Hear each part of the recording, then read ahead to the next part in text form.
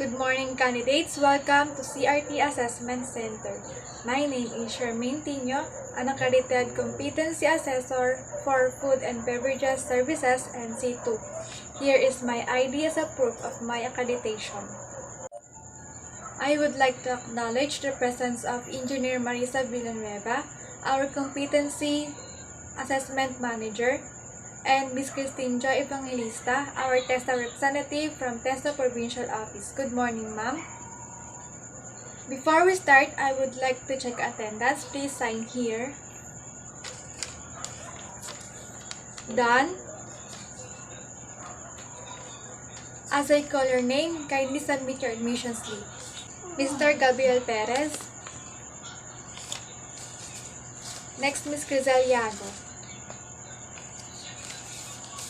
Mr. Gabriel Perez, I have noticed that your picture in your admission slip and your application form are different. Can you give me a similar picture? Thank you. I have here with me your accomplished application form and self-assessment guide. This is an indication that you know and can perform all the units of competency enumerated in this qualification. Today, I am going to administer competency assessment for Food and Beverages Services NC2, which is composed of basic, common, and core competencies. To determine your knowledge and skills and attitude for this qualification, you will be assessed through written exam, demonstration, and oral questioning.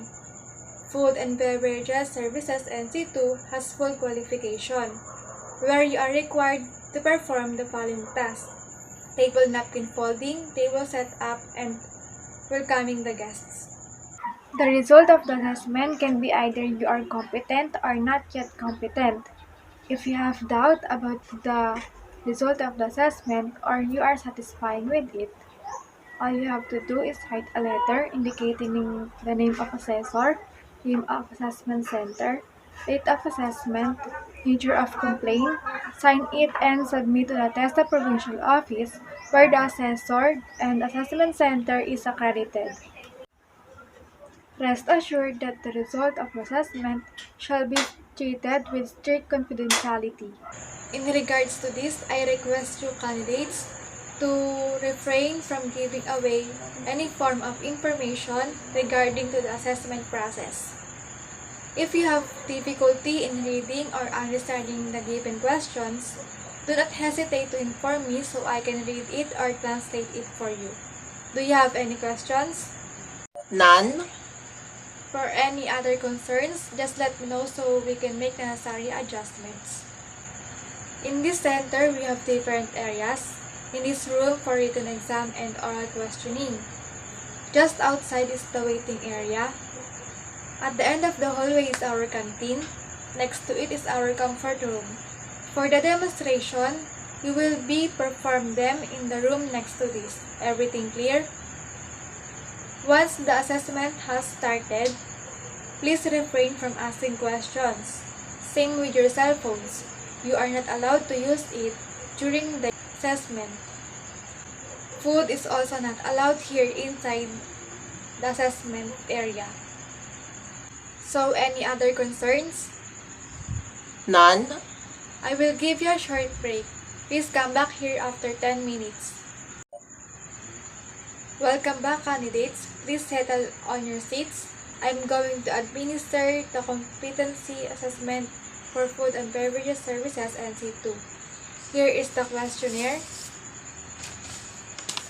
Please get one and pass. Please do not write anything on the questionnaires. Here is the answer sheet. Please read the instruction carefully. You may start now.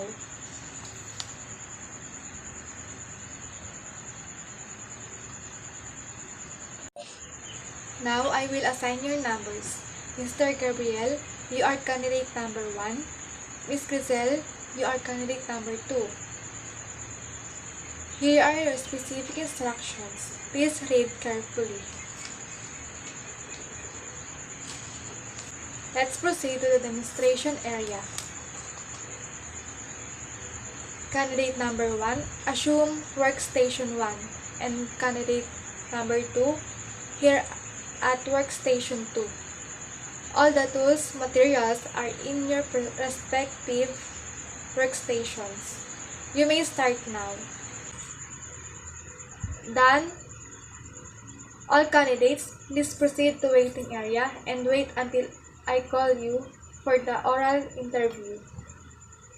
Candidate number 1, please remain and sit down. I will just ask you some questions. Give the proper sequence of food. Okay, candidate number 1, thank you. Please sign this rating sheet. Kindly call candidate number 2. Candidate number 2, relax. You are done with the demonstration. I will just ask you a couple of questions. What is the 6S evaluation of wine? Okay, that's all for now. Please sign the rating sheet. You may go back now at the waiting area and call candidate number 1. Candidate number 1, Mr. Gabriel, you listen and obey instructions carefully. That's why you managed to perform each task within the allotted time. You are able to prepare the dining room or restaurant area for services, welcoming the guests, and take food and beverages orders, promote food and beverages product, which I am glad that you still managed before the given time, and I quite observed that you were nervous during the oral questioning. Kindly sign the competency assessment result summary indicating that you have accepted the result of this assessment. Please proceed to the waiting area and wait for the cars releasing. Ms. Crizel, based on your demonstration, I have seen that you really know the proper way of table napkin folding, and your written test is also good. However, you had troubles in the table setup. Based on the result of my observation, you did not perform the task within the standard requirement of this qualification. But don't worry, you can be reassessed again. Just practice more on the tasks that you need to improve. Candidates, please come in here inside. I will be distributing the evaluation form. Kindly answers all that items evaluate me as your assessor as basis for improving my performance. Done. Now kindly submit forward. Thank you. Mrs. Marisa, CAC Manager, out of 10 candidates, 9 are competent and 1 not yet competent. Here are the documents for your filing and signature. Thank you. Candidates, I have submitted the assessment result to the center manager. Your cards will be given to you later. For those who are competent, you may claim your national certificate at the TESDA Provincial Office after 5 working days. Bring with you your car's passport size picture in white background and in colored shirt at 50 pesos for the certification. Yun lang. Cut na.